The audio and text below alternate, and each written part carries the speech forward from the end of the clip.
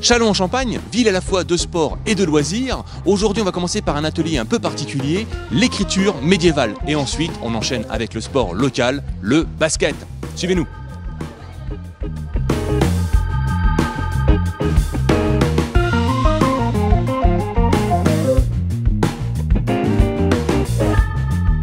Isabelle, ici on a un atelier, si je ne me trompe pas, écriture médiévale, c'est ça? C'est ça, un atelier sur l'écriture médiévale où les enfants peuvent venir, même les adultes aussi, s'initier à l'écriture à la plume.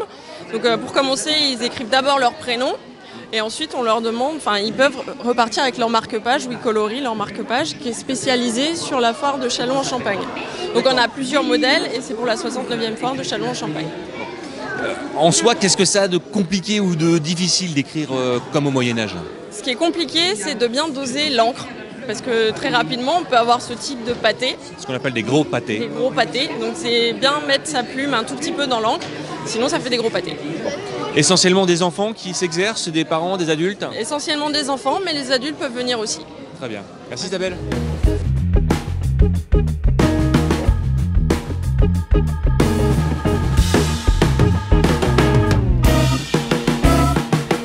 Est-ce que c'est compliqué de faire du beau coloriage, écriture ancienne? C'est compliqué? Non. Bah alors Angela, là je te vois en train d'essayer de faire de l'écriture moyenâgeuse. Comment ça va? C'est compliqué? C'est compliqué. C'est vrai? Oui, pour colorier des lettres, oui. C'est quoi le plus difficile? Colorier. Et alors aujourd'hui, tu crois que les stylos avec lesquels tu vas à l'école, c'est quand même mieux? Oui, c'est quand même mieux.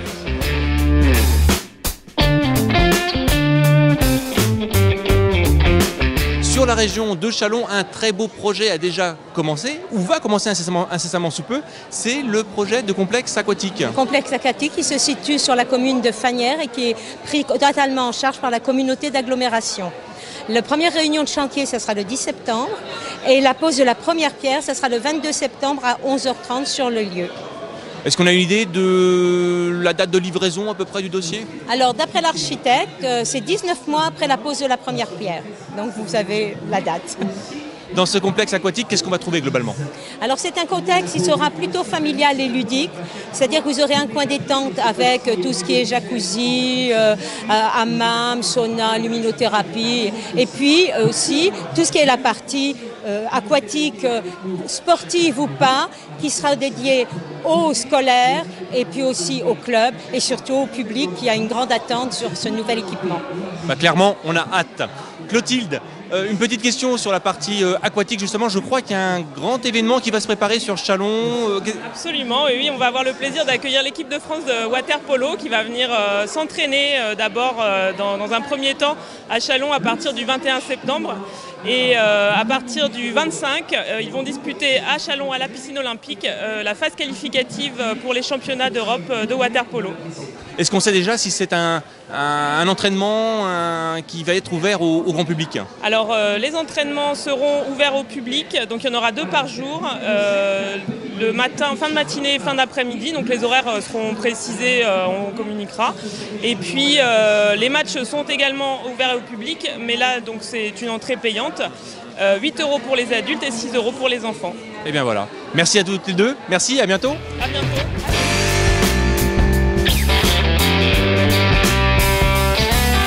Nous le savons tous, la ville de Châlons est également une ville très sportive où il se passe énormément de choses, avec notamment un sport mis en avant, le basket. Et nous on va commencer avec monsieur Hubert Cartel qui est, si je ne me trompe pas, le président de l'ESP Basket. Tout à fait, oui, je suis président de l'ESP Basket depuis 1997 et je suis au club depuis 1987. Alors tous ces chiffres-là, ça me fait dire qu'on n'est pas loin des 90 ans peut-être.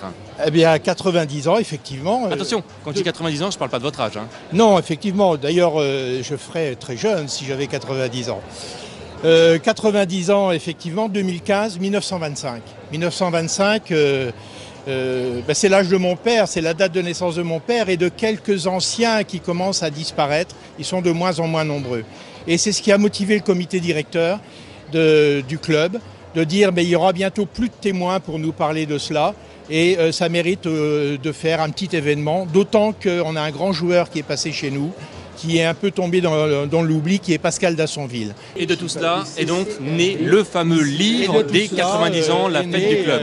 Ce qu'on peut dire un bouquin de 75 pages, dans lequel on retrace les 90 ans, avec des photos anciennes, avec bien évidemment les origines du basket, avec les grands dirigeants du club, les grands joueurs, les joueurs américains qui y sont passés, parce qu'il y en a toute une ribambelle, les entraîneurs qui ont marqué l'histoire, et tout ce passage entre la transition entre le basket amateur quand il devient professionnel, et aussi des difficultés rencontrées, mais ce n'était pas trop le lieu de raconter les difficultés. Le lieu, c'était de montrer les exploits, les personnes qui ont été mises en valeur grâce à ce sport, et puis toutes les joies collectives que ce sport nous a données au cours de ces 80 ans.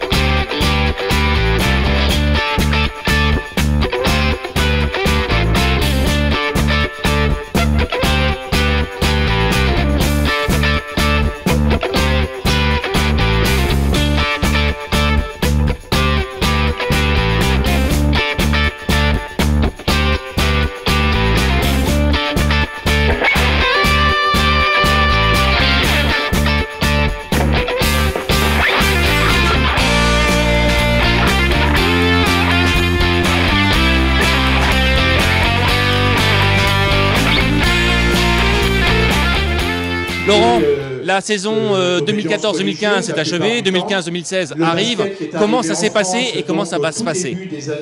Alors effectivement, il y a toujours, avant de démarrer la saison, une intersaison à gérer à différents points de vue. Déjà la constitution du budget, et puis ensuite le recrutement des joueurs, et puis toute la préparation au niveau sportif, au niveau marketing. Donc l'été, il y a énormément de travail pour être prêt à l'ouverture du championnat début octobre.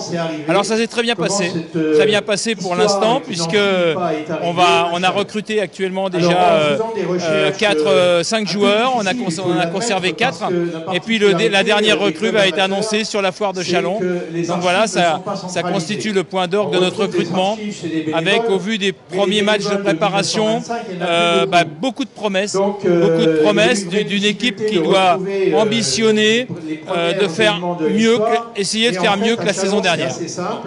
Concrètement, cette entrée en Pro A, ça s'est passé comment? Très correctement. On a eu un premier match contre Orléans qu'on a perdu de très peu, mais on a découvert les joueurs.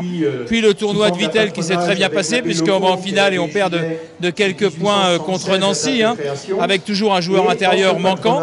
Donc c'est plutôt de bon augure. On a vu des joueurs avec de belles qualités. Merci Laurent. Merci.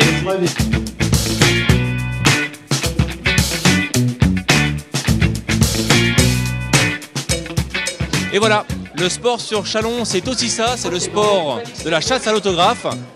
Et c'est fait. Merci beaucoup, et puis bonne saison surtout. Merci à tous.